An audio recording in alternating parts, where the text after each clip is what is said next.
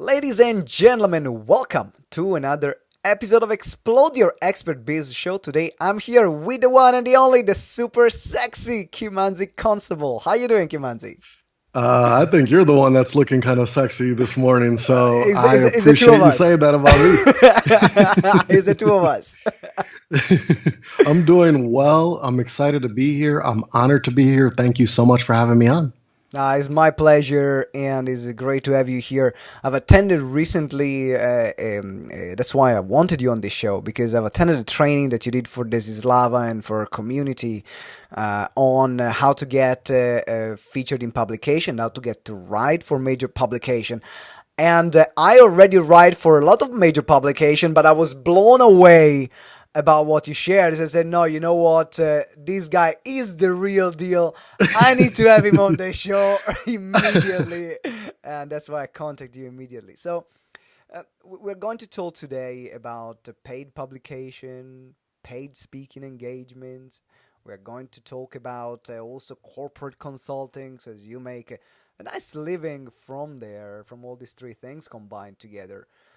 Can you just tell us a bit more about yourself so people that don't know you can understand what got you to do what you're doing right now? Yeah, I started my entrepreneurship journey at 19 years old, and I had a service business 19! offline. 19, yeah. It was a vacation relief service for independent operators. I won't get into the details of what that was, but basically it allowed me to have a offline business that grew to $500,000 a year. It had 6 employees. We operate in 3 states, and I did that for 12 years.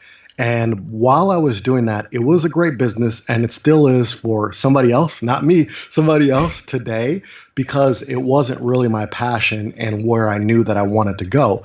But through that business, it allowed me to understand entrepreneurship, and then it led me to podcast. Because while I was operating this business, I started listening to podcasts on my phone, which were kind of a newer thing in 2012. That led me to discover Pat Flynn and Smart Passive Income. And he Great started talking, podcast. yeah, and he started talking about this passive income and making money on the internet. And at first I thought it was a scam. I'm like, what is this guy talking about? Right? Because I didn't touch computers or do any of that stuff. But I was willing to listen, and I expanded my mind and said, okay, let me see what this is about. So I knew that there was a book in me, like most of us, right? I think they said 80% of people have a book in them or something to that effect. And I knew that there was a book in me that I wanted to get out to the world. He had a free guide that showed you how to structure an ebook. I used that free guide, I structured the ebook, and I put it out there to the world.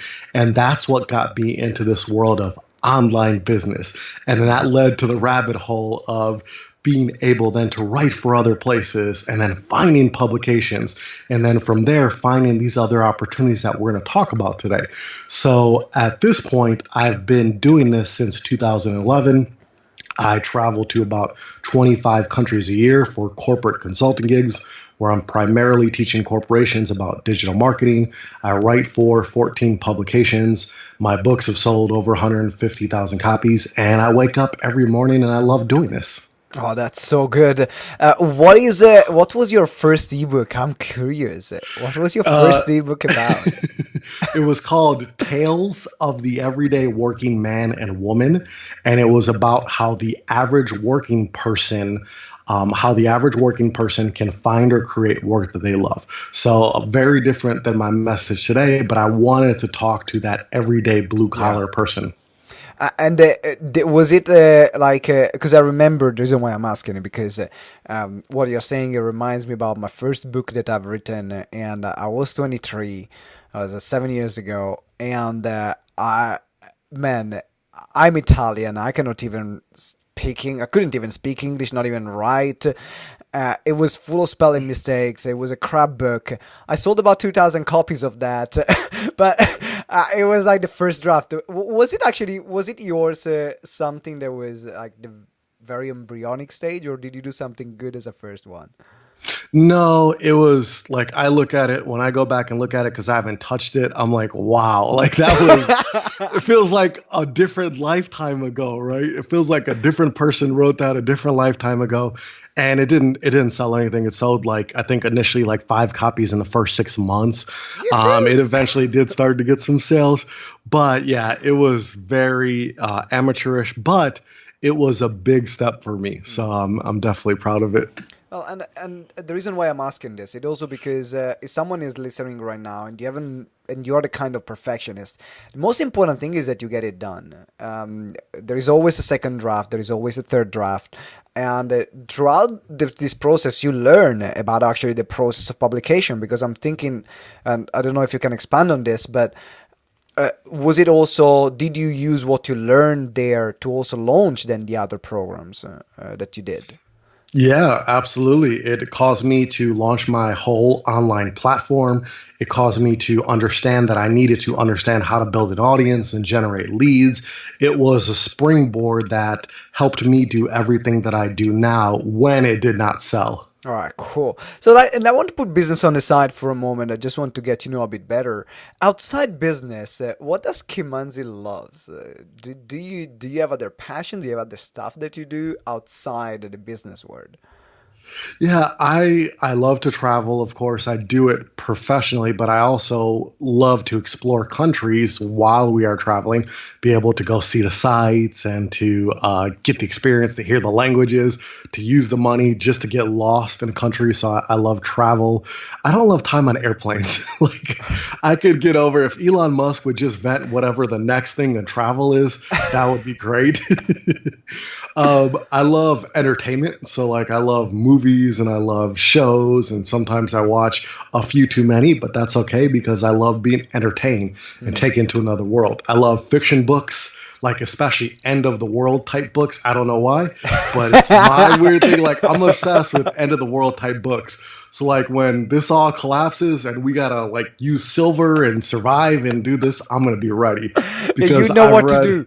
I'm gonna I know what call to you. If do. something happens, I'm gonna call you. I know. Yeah, there's a new I got business, the you. Kimanzi Survival Kit. I got you. So I love to read fiction books. I love to write, of course. Again, I do it professionally, but I love just to do it for fun. I write a lot of things that are not published and that will never be published that are just for me.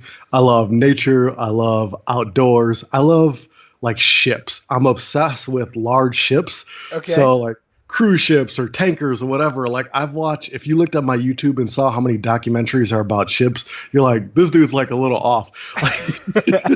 Like I think in another life, I worked on a ship somewhere and just traveled the world working on a ship. Probably. You know So what? those are some of the things that I I've enjoy. just booked a cruise because I've been in for the first cruise last year, and I'm going to do another one this year.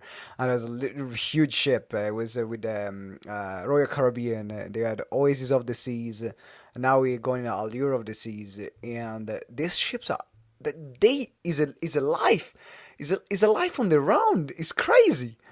Yeah, I've never been on a cruise ship. I've obviously seen them. I'm going to be going on one in March, but Mm. from what I understand, it's like a floating castle on It there. Is is. that true? It is. Which one? Do you know which one did you book? It's going to be one of the carnival ones. Carnival. Yeah, there are Yep. some massive cruise ship. Okay, so now we've told we know we get to know you, we got to know you a bit better. So it seems that you really love life because you have such a variety of passions here that it feels that you're really in love with life, and it's important because the purpose of this podcast is not just to get you to become a workaholic. Probably you're already a workaholic if you're listening to this, like myself. You don't need someone to tell you that you got to get stuff done, but it's important that also you keep your mind open to other stuff. Because I remember there was a moment where for me it was just about business, and I became so narrow-minded, and uh, while by exploring other different things also gave me better idea and helped me also grow my business faster just because I had these options. So now let's talk about the methodologies that you do, because you do three things very well. One is to get paid to write for publications, two is to get paid to speak, and three is to get corporate consulting gigs, which they are three of the what a lot of people would say, they're the most difficult things to get in. When you're looking at all the market and all the different opportunities of the market, these are probably the three most difficult things to get in. But you make it look so easy. Every time you talk about it, it's so freaking easy. So let's put some light on the way you do it, your methodology, and the work that you do. And what's cool is these are all interconnected. Getting one leads to the other too. So I'm going to give you in this time the super secret strategy just for my buddy Simone and the podcast listeners on how to get all three. But and something that I want everybody to understand, because you hit on something important, is this. Like, we're talking about things that I've done for 6 years and now have gotten to the point where it's clicking, right?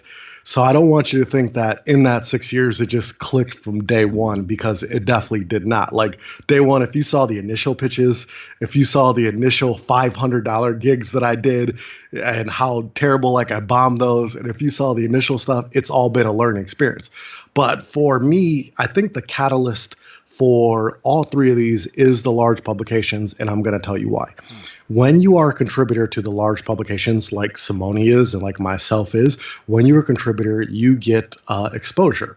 You get exposure to millions of readers. Like, all of these publications have millions of readers. Like, Entrepreneur gets 69 million unique visitors a month. That number just blows my mind, right? And all in Inc. and Forbes, and they all get like a lot of people.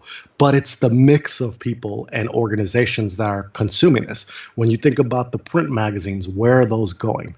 Who's subscribing to those? Who's paying for those every month, right? So it's not just individual entrepreneurs, it's HR managers, it's CEOs, it's COOs, it's small businesses, it's large corporations. They're the ones that are consuming the content on these publications. So you put out content on your topic, your expertise, and you are demonstrating your expertise consistently. And I'm not talking about being featured. So being featured means getting interviewed, like you might have a line, a quote, maybe even a full interview. That's good. It's a good starting point, but you need more than that. You need your own contributor accounts where you can consistently publish content in audio, video, and written form. You can do all three in a publication because they're now very multimedia. And when you consistently publish content, you're showing your expertise to this wide array of people. So when it comes to, you want to book paid speaking gigs, you want to book consulting gigs, you are creating content for the people that would hire you to do just that. And if you looked at the 26 corporate consulting gigs that I booked this year, I'll tell you, like 14 of those came to me organically from the publications that I'm a contributor for. And there was even more than that that had approached me that didn't turn into deals. So not everybody that approaches you, as you know, is going to become a client or turn into a deal. But it does give you the conversations that do lead to those deals. Absolutely. Yeah, being in the publications, I think, is the catalyst to help you get the other two. Now, should we go into specifics? Yeah, let's go into. So what I would love to know is, when talking about publication, two things. One, where will be the starting point for someone who has already been in business for a while? You know what you're talking about, but is not yet been on publication, on major publications yet, so might not have the credibility to approach a publication and say, hey, I'm writing for these other 15 publications, get me in. But also then the next part is to look at, if someone is already in publication, then what can you do to leverage them even more to get those consulting gigs and to get those speaking gigs? So let's divide. Let's start first with I want to get in. Where do we start? For those of you that are new, that have never been in a publication, the first starting point is your own website and making sure you have content there. This is the biggest knock and the biggest thing that people overlook, because you're so eager to get in the publication. When a publication editor comes back and looks at your site and they see that the last piece of content you put was like 3 years ago, guess what? They're going to think you're not going to be consistent in their publication, and it's an instant no. So it starts with your own platform, doing some updating. I know there's some of you that are listening to this that need to update your platform. So this is me calling you out. You need to go back and update your platform, put some fresh content, have at least 4 pieces of content on there. And with WordPress, I don't know if you can do this in Squarespace, But with WordPress, you can remove the dates from your content to where then the dates don't show up and it all looks fresh, right? So that's one. Two, start going after what I call multi-author websites. So some examples of these could be Mind Body Green, Addicted to Success, Thrive Global, Medium, Influensive. There's a lot of these sites that are not quite large publications, but they are not blogs. They're a step above that. They have contributors that create the content, and then they have editors there that edit it and publish it. These sites like Mind Body Green, for example, for those of you that do anything in wellness, gets 23 million unique visitors a month. That's not too shabby. That's not bad. It's not that That's not bad. Addicted to Success. Definitely more than what my website gets. So. Yeah. Addicted to Success gets 10 million, and the list could go on. One that you can simply sign up for right now is Thrive Global. You can go to their site. You can go to their sign up. They will give you a contributor account. You then have the ability to upload an article and send it, and it will be published on their site as long as it's not racist, offensive, sexist, or like overly promotional. You'll be able to publish an article there. Same thing for Medium. Same thing for a site like the Goodman Project, where they'll let you sign up, create an account, and publish an article. There's quite a few of these publications that are like this that will let you submit content as long as it is on message, like it fits that publication. So don't go to the Goodman Project and talk about, your pet wearables technology, right? It's not going to work. As long as you stay on message, you're going to be good, and you're going to get your first few pieces published online. That's going to give you the credibility to then go ahead and start approaching the larger publications. Mm-hmm. Now, the second side of that coin is you talked about people that are maybe already in and they want to learn how to leverage it. Well, guess what? First, you want to have a content plan. This is where I see most people that kind of miss the mark is when they're in a publication, they're like, all right, I did all the work, I'm in. And then they get the contributor count, and then they're like this. Okay, it's time to publish an article. Okay, what am I going to write about? Okay, I want to write about, well, you have so many ideas in your head, you literally don't know what to write about. Yeah. Like 100 things come up. But more than that, it's scattered. When you do eventually find an idea, it might not fit your message. It might not fit what you're promoting in your business at this moment. It might not fit the direction that you're going in. You need a plan. You need a plan. Think about the themes within your core message, assign each of those themes to a month, and then go ahead and create content on that theme. For example, I do lifestyle business. That's kind of one of my messages. Yep. All right. What are the themes within lifestyle business? Audience building, sales, multiple streams of income. I could assign each one of those themes to a month. So the month of November could be sales month. The month of December could be audience building month. And then within that month, I'm writing about sales all month. I'm writing about audience building all month. Well, with those topics, there's a lot that I could say on those topics, a whole lot that I could say on those topics. So just get yourself a content plan that's going to work for your own site, and it's going to work for the publications. Produce that expert content. And then for those of you that are in these large publications, create that content, but also start looking at the other publications that are specifically marketed to companies. So like one that comes to mind is Workforce. Workforce.com. It's for everything HR. You're going to be talking to human resources people. They hire people. They hire consultants and speakers. Another one would be CEO.com. Guess who you're talking to? Yeah, CEOs? Really? Oh, no way. ChiefExecutive.net. Who are you talking to? You're talking to chief executives. So you have the credibility and social proof already with the big ones. Create content that's specifically going to be targeted towards these organizations, and then leverage the large ones to get into these, let's say, more niche type publications that are specifically for organizations. And guess what? Some of these will pay you to write for them. Ooh, let's talk about paying, right? Lot of people that are like, I would be just happy to go in and write my article in exchange for the exposure. So now you mentioned some publications that are paying you. Is it different, the approach, or do you use the same approach, or is it different to get into a publication that pays their contributors instead of going to a publication that actually wants their contributors for free? Yeah, so the approach, it's going to kind of be similar, but what I'm going to say this, when you are approaching any type of publication and you're not quite sure of the process, what you should do is you should put together a pitch that has a subject line that's going to create curiosity. It's going to get somebody curious enough to open the email. Don't put something like article submission, contributor submission, or anything like that. That's what internet marketers, yeah, and nobody's opening that. So create some curiosity in that subject line, 1 to 7 words. First paragraph, I want you to go through their publication and find one specific reference point, something that you like, an article, a theme, a way that they do something. Talk about that in the first paragraph to show the editor, and this is at any publication, whether it's paid or not, to show the editor that you've done research. The second paragraph, I want you to talk about who you are as an expert. Then I want you to put a few writing samples. So like 2 of your best pieces, I want you to link to them so they can get a feel for your style. And then at the end, what I'm going to suggest is you suggest pitch ideas. So these are potential articles you could write for a publication. I want you, their headline and a paragraph describing what the article would be about. So I want you to create five pitch ideas. So what you do is you go to, and for paid publications, you go to the paid, like one paid publication, for example, would be Boston Globe Magazine. Boston Globe Magazine, they cover kind of news, relationship stuff, trending topics, right? You go to Boston Globe Magazine and you look through their publication and you see the type of things that they publish and you come up with 5 potential articles that you could write for them.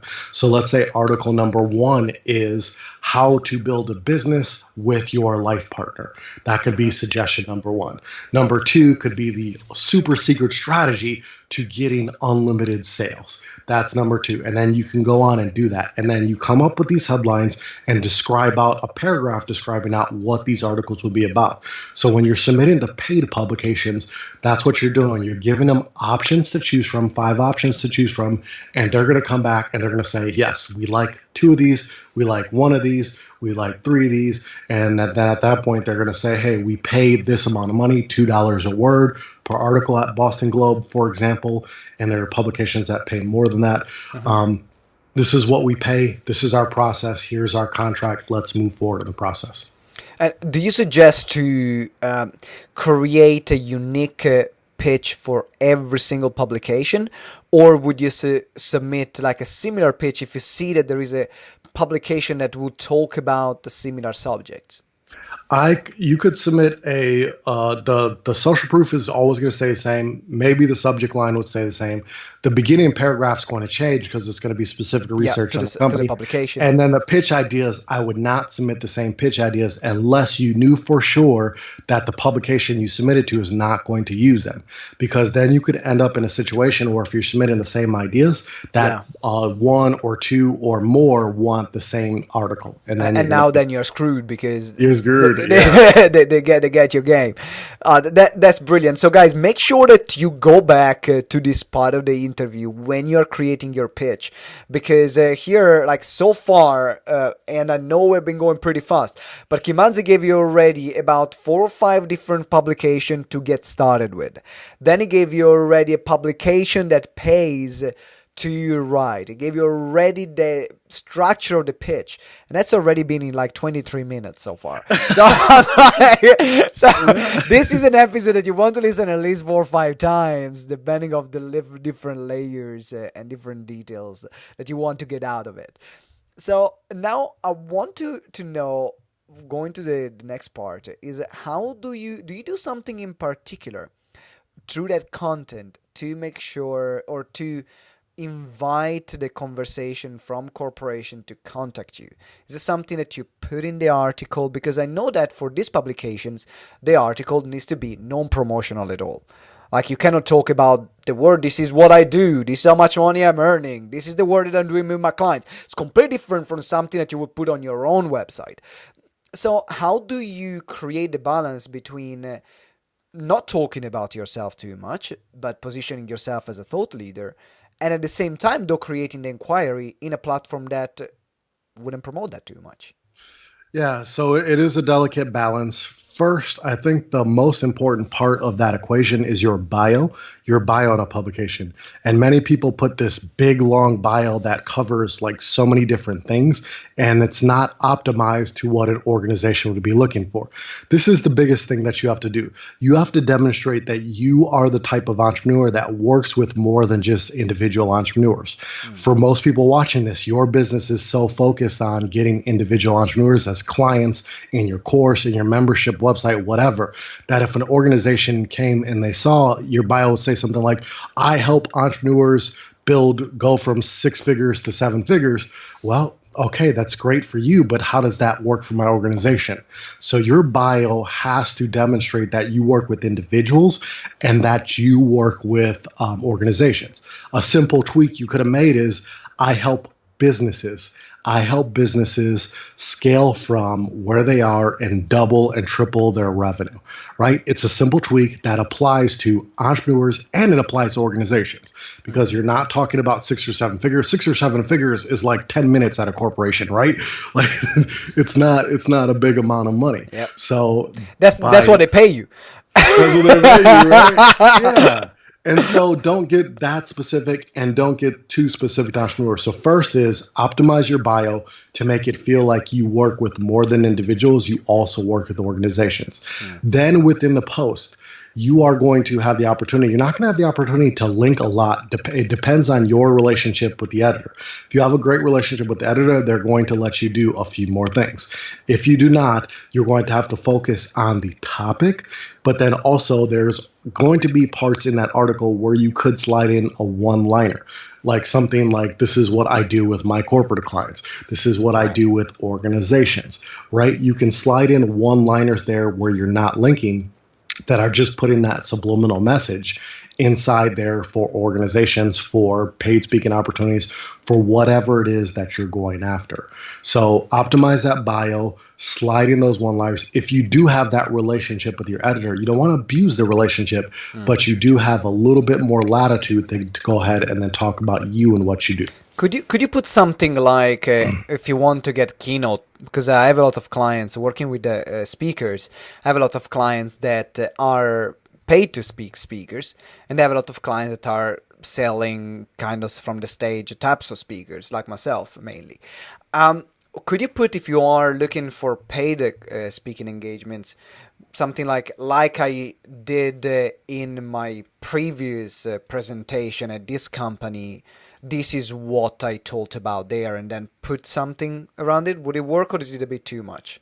Yeah, so that would work because you're being very subtle, as long as it fit in context with the rest of the article. Yes. Is an example. It's just to create a bit the context. You drop the line in, so now the reader knows that you are doing corporate gig. Okay, that's good. That's good to know. Is really fascinating to see how then you can use this to then get the gig and get the corporate clients. Do you do something different because there's two different things now from the publication.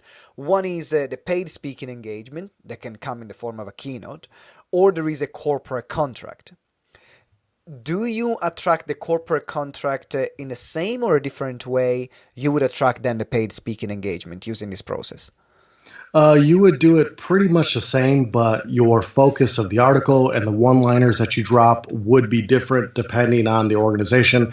So like conferences, what I would tell you this, if you wanted to get on the radar of conferences, a simple tweak that you could make is use a platform like Thrive Global, for example, Ariana Huffington's platform, and other publications where you have a good relationship. You can go and write an article, the 5 conferences that you must attend in 2019, and list off all the conferences that you want to speak at. You put them in that article, link to them. Yeah, you see I see the light bulb already going off. You can link to them. I've got something to do this weekend. You give me something to do this week.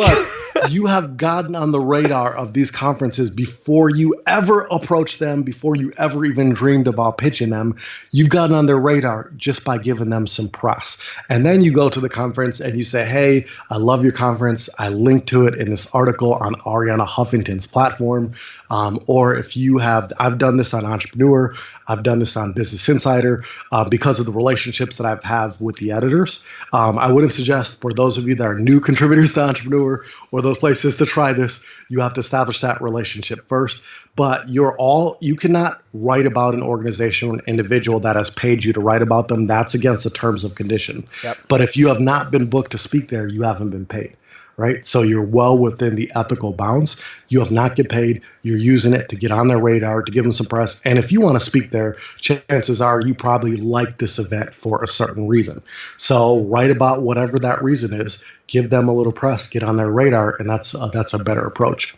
Yeah, it's a very thin line for everyone who wants to feature other people, because then the moment you become a contributor, like I'm a contributor for Forbes, for Entrepreneur, and other major platforms, and the moment you become a contributor for these platforms, then you will receive every day pitches of 10, 15, 20 people asking you, can you get me in? Or PR agents getting you in and say, hey, can you get my client in? How much is it? I will pay you. And a lot of people lose their contributor benefits because of that. Because generally the editors are very wary about the game that is going on in the background. Which actually, what you're doing, you're taking advertising revenues away from the platform by getting paid yourself. That's the game you're doing. And it's right? just that it's such a short-sighted strategy, because yes, you could make money for links and mentions and features, right? But how much money are you going to make in the long term for your business with large publications? How many clients have you? I know you've gotten a lot of clients, right? And you've gotten exposure. Like, are you going to risk that for $300? No for way. $100? It's ridiculous. No, but I got people even pitching me $1,000. They were willing to pay $1,000, $2,000. Some PR company. I was like, no, I'm not interested. Good, easy $2,000 to put in my account, but I'm not gonna risk that. And I'm very clear. No, I'm sorry. It's against my terms and conditions. Don't take money for this kind of things. Thank you for reaching out. Goodbye. And that's the kind of answer. Oh man, I love this interview. That already gave me some cool ideas on writing some articles here. Every time I listen to one of your training, God, you get my brains fired up. I love that. I love that. So now we're transitioning to the part of the interview which is called lifting the veil. Where I'm going to ask you a tool, an app, a book that you've read, or a practice, transcendental practice that I don't know, something that you've found recently that made a difference in your life or in your business. What's that for you, Kimanzi? I think probably one of the biggest shifts that I made that have helped me recently was attending Unleash the Power Within, Tony Robbins' event. Okay. And going to the conference in person and hearing from Tony and seeing it. But then after that conference, really starting to pay attention to not only Tony Robbins, but other thought leaders that have talked about the power of your thoughts and the power of your mind. So what I do every morning is the first thing I do when I get up is I turn on YouTube. I look for talks, trainings that are on being in control of your thoughts, being in control of your mindset, and listening to what different thought leaders like Tony Robbins and Eric Thomas and Mel Robbins and Les Brown have to say about the power of the mind. And once you master that, what it could do for different areas in your life. So if you ask the app, I would say that it's the conference is Unleash the Power Within. The app would be YouTube. And then the topic would be mindset and really being the master of your thoughts. Because I don't know about the person that's listening to this, but I've spiraled. I've spiraled several times throughout the day. Several times in my life where I let my thoughts make something bigger in my mind than it actually was. And it got me completely off track of my goals and where I want to be. So if you can really master your thoughts, you can really learn how to turn those negative thoughts into positive thoughts, turn and really create that habit. It's going to do wonders for your success, for your income, for your business, for your relationships. Does that make sense? It makes perfect sense. Okay. I can relate with that so much. I'm doing something very similar every morning. So I love the Abraham Hicks. I'll put five minutes of Abraham Hicks as soon as I wake up while I'm having my shower. And I'm brushing my teeth and it's there. And it just sets the day. I can see the difference. I can see this. So thank you very much for sharing, because it makes a difference. And I've been also to that's how actually I started this journey of decided to start in my business was after attending Unleash the Power Within. Oh Uh, wow, look at that. is very, very powerful training. So thank you very much for sharing, Kimanzi. Now it's time to wrap up. I would love to stay with you here for another 5 hours. Pick your brain as much as possible. I'm sure that other listeners want to do the same. But if people want to reach out to you, get in touch with you, listen to your content, what is that you have for them? Yeah, head to K Constable. That's KConstable, Constable.com. That is my main platform online. There, when you go right to the landing page, you're going to see 4 free guides that are going to teach you about paid speaking, corporate consulting, large publications, and figuring out your dreams. Those are free. They're action packed. You can take them, use them, and even if you never ever go to the website again, you can still get value from them. But head there, you'll see all my social media links there, all the ways to connect with me. But definitely, if you're coming there from this interview, say, hey, I heard you with Simone, and I heard what you had to say. Just say hi, and let's get to know each other and build that relationship. And my recommendation is also to follow him on Facebook because like the amount of contacts that he shares about paid publications completely for free there on social media is incredible. So get on the website, follow him on social media, sign up for all the stuff that he has because I've been to a few of his training right now and completely blew my mind. I'm sure you blew your mind away today. And you can recognize when someone really knows how to navigate an industry, someone really knows their stuff, and these are the people you gotta pay attention to. There's no problem to keep searching. You found the right man. So make sure you follow Kimanzi. Thank you very much, buddy. I really appreciate it. Thanks for having me. And ladies and gentlemen, thank you for listening and being here today. If you haven't subscribed yet, what the heck are you waiting for? Subscribe right now. Make sure you share it with everyone that you know, even your cat, your dog, your goldfish. Everyone needs to know about this podcast, that is interview we did today with Kimanzi. And let us know with a 5-star review what was your biggest learning from today. These reviews help us out to connect with more people and expand our audience. That's the best thing you can do to say thank you for the podcast that we create for you. If you're enjoying the content, but I'm sure if you've been listening so far, you are. So subscribe, leave us a review, and share it with the world. Thank you very much. And remember that together we grow exponentially. See you next time. Ciao.